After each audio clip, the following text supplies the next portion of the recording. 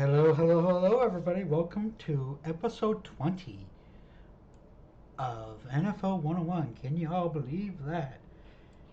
It is. I can't believe I've done 20 of these episodes, and it's amazing to look back and see all the stuff we've talked about and all the stuff we discussed.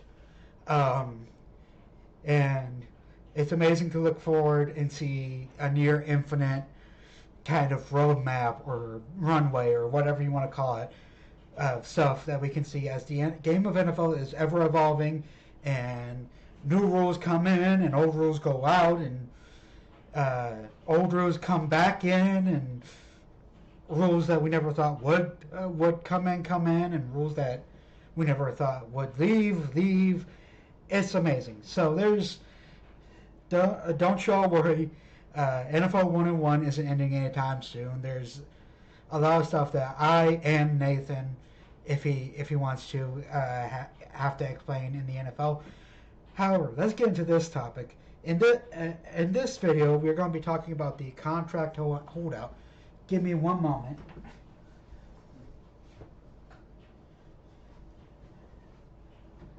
There we go. That might be a little bit better lighting.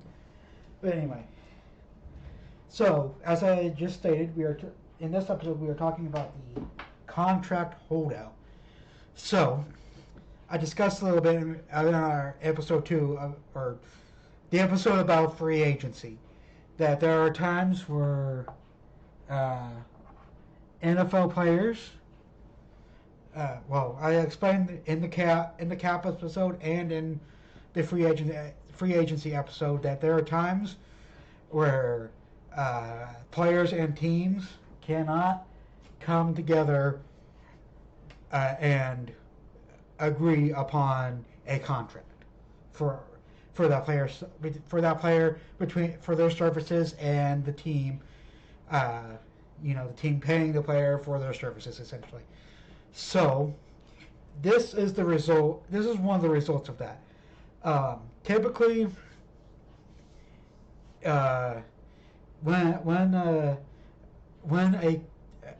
typically a player is eligible for a contract extension 2 off seasons before, so you're getting a two for. I'm gonna explain a little bit about contracting. I'm gonna explain a little bit about holdouts. Well, this is just about contracts, okay? Let's call it that. This is just about some of the stuff that's contracts.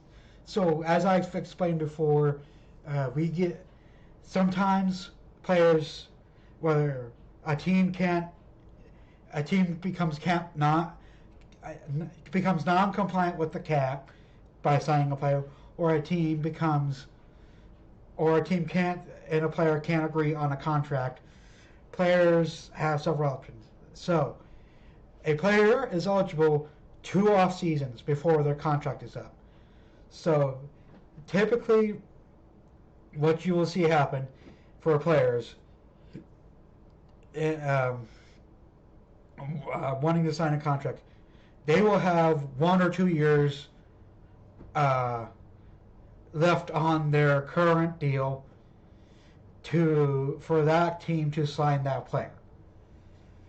So it's typically two years. Now, as far as rookies go, the rookie contract, if they are drafted in the first round, they have something called a 5th-year option, which means a team, if they think a player is good enough, they can basically extend them a single year on their rookie contract to keep them on the team, and then obviously after that they can sign the player normally.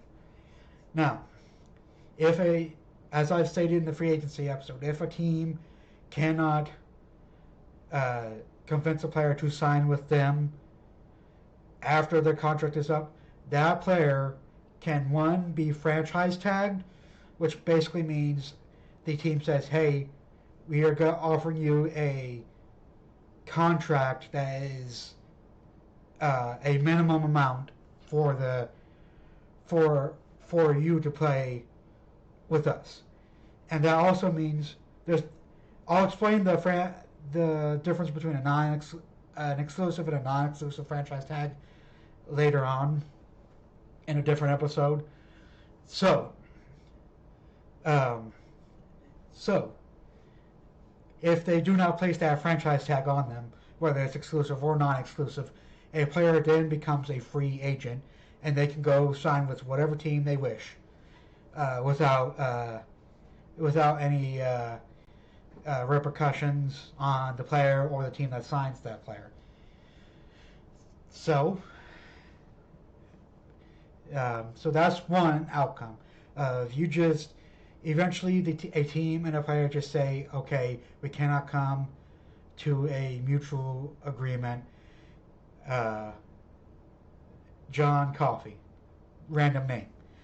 Player John Coffey can go sign with the Colts or the Eagles or another team, or he's free to sign with the team that drafted him or he was playing for this past season. But most of the time, if a player is worth re-signing, a team will get their deal done as soon as they can to avoid paying more than they think they should. And there are some times where teams can't get a deal done. They'll franchise tag a player and trade him for draft picks, certain players, other things. You know, it's mostly draft picks and players.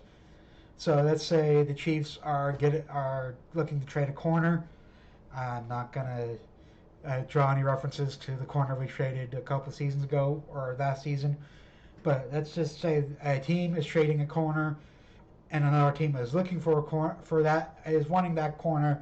They can offer up, hey, we can give you this receiver and these 2 draft picks along with it for us to get that corner, and we'll take on his salary and all that junk. Now, let's get to the other options. So one option is the franchise tag, and the player plays on the franchise tag, and the team extends them. The second option is the franchise tag and trade. The third option is to trade before the contract goes out, which basically means if a player has a certain amount of time left on the contract, that team can say, hey, we are not going to get a deal done with you. We are going to trade you to another team, so you can go play somewhere. You can go get paid, and we can get your replacement or other positions we might need. The fourth option is, I've mentioned it earlier in the episode. The fourth option is, of course, the holdout. So this typically happens during the last season of a player's contract. I think we are geared up to see it. Brief side note: I believe we are geared up to see Trey Hendrickson of the Cincinnati Bengals, the defensive end. I believe we are geared up to see him hold out for a new contract or to be traded, because this is the second season he's requested a trade, and it's not happened yet. So I believe we are geared up to see at least one player. There's probably going to be a few go and hold out however many games or however long they feel. So the holdout for a player basically means a player is going to the team and say, hey, he brings a demand or a few demands. He says, hey, you either sign me to an extension on my terms, or you trade me to a team that will. So that team has one of two options. They can sign him. Well, they have one of three options. They can sign that player to the extension he wants. They can trade that player if said player wants to be traded to the team that will sign him for the